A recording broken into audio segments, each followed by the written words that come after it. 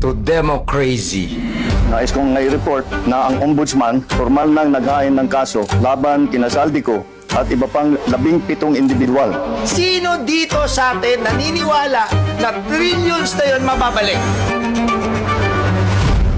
Sino? Meron ba? Dreaming yun. 100% mababalik. Biglang nagkaroon ng konsensya at ibabalik nila ng kusang loob o by virtue of the legal system. Isa-isay natin anong ginagawa ni BBM that no one else in the history of this government has ever done. In the spirit of transparency and accountability, nagtayo ng ICI.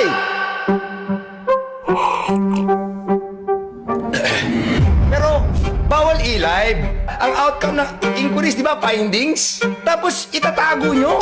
So, hindi findings yan, hidings yan. Bakit niya tinatago? Pero ang pinaka-problema talaga, kaya hindi ako naniniwala na may pupuntahan yan, mga efforts ng ating administration kahit na ang ganda pakinggan. We have a screwed up constitution. It's broken. Di ba obvious?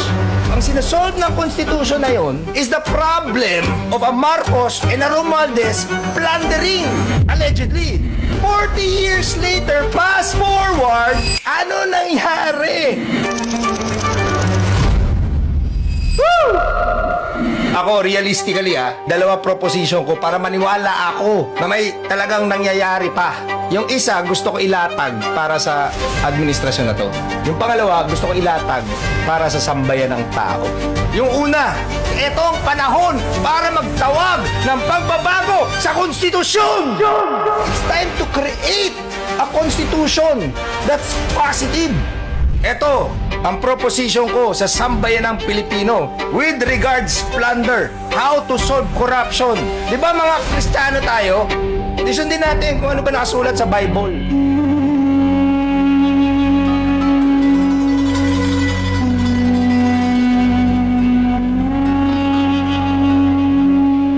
Hindi ko inimbento to Ito yung nakasulat sa Biblia. The cure for the cancer called corruption. Alam niyo ba yun? Hindi. Alam mo? Ikaw, alam mo? Ang kwento is... Pero last, with regards plunder, how to solve corruption. Ito, ang proposition ko sa sambayan ng Pilipino. Di ba mga Kristiyano tayo? Sundin natin kung ano ba nakasulat sa Bible. Kung paano in-address ng Kristo, ng Mesaya, si Yahushua, si Jesus, ang plunder sa Israel. Who? Alam niyo ba yun? Hindi. Alam mo? Ikaw, alam mo? Ang kwento ni Zach. Zach. Si Zacchaeus, according to scriptures i-google nyo. Tingnan nyo yung scripture. According to scripture, si Zacchaeus was the chief tax collector of Israel. Kumbaga siya yung malaking magnanakaw. Naggalit na galit yung mga Jews, mga ka-Jews niya sa kanya. Dahil magnanakaw siya. Hindi lang siya magnanakaw, tax collector. Siya yung pinakamalaki, chief. Kung sa Bible pa may Zacchaeus, sa Pilipinas, may Romualdez. Ay, double Z. Parang parang may mirroring Di ba siya yung pinakamalaki yung speaker Ito yung chief. Ay, okay. Biro lang. Pero balik tayo.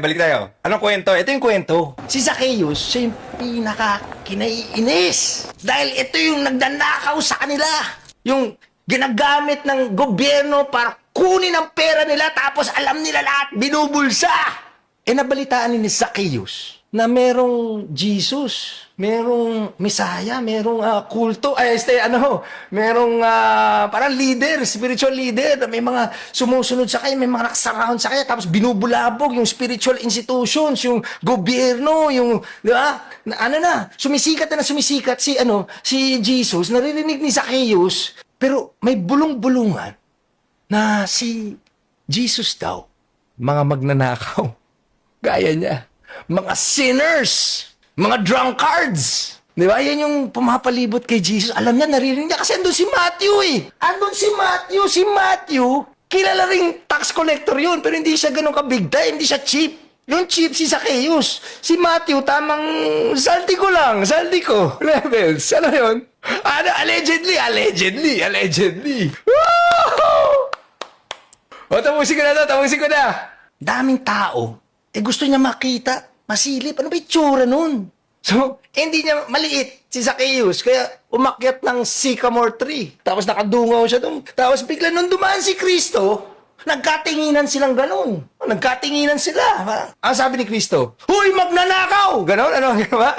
Ang sabi ni Kristo, "Hindi!" Ang sabi ni Kristo, "Shh! Baba ka dyan. Punta tayo sa inyo. Maghanda ka. Paparty tayo." Yun ang sinabi. Hindi yung Tagalog, ha? Pero yun yung sinabi yung nasulat. Oh, yun yung kasulat. Bumaba, yung Zacchaeus. Pagbaba, nakaharap niya si Jesus. Party daw sila. Sabi nung Zacchaeus, "Mula ngayon, 50% ng lahat ng kayamanan ko, 50% ng salin ko." Hindi, yung salin. 50% ng kayamanan ko, ibibigay ko sa mga mahihirap. Ngayon din. Yung mga tao, bulungan. Dami nung, laki nung. Kasi alam nga nila, plunderer eh. And there's more. Gumanon. Sino man yung ninakawan ko, 4 times ibabalik ko. 4 times. 4 times. 4 times ibabalik ko. Ano sabi ni Jesus? Sabi ni Jesus, sabi ni Jesus. Ano sabi ni Jesus? Na dapat makinig lahat ng mga nagnakaw, ha? Kasi ito na yung protocol eh. Ang sabi ni Jesus, from here on, your whole household is saved. Buong household. Absuelto. Hindi lang absuelto. Hindi na magagalaw. Safe na eh. Safe! Diba? Safe! O, hindi ko inimbento to, ha. Ito yung nakasulat sa Biblia. Hindi ko sinasabi. Full pardon. Hindi. Ang sinasabi ko, ZAP! Zacchaeus Amnesty Protocol. ZAP! The cure for the cancer called corruption. And I'm Jordan the Dreamer. And we're proudly PGMN.